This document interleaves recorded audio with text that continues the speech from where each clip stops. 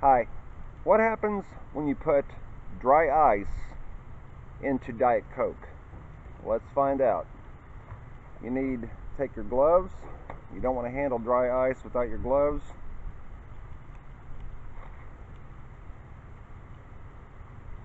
Open your Diet Coke.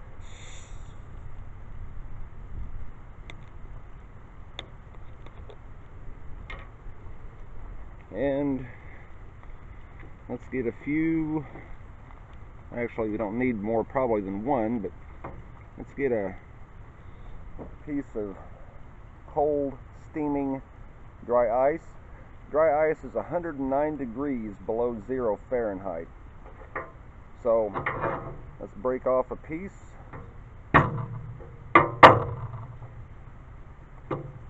And put it in the Diet Coke, and let's see what happens.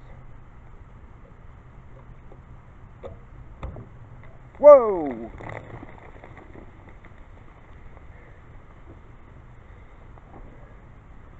Better than Mentos. Thanks for watching.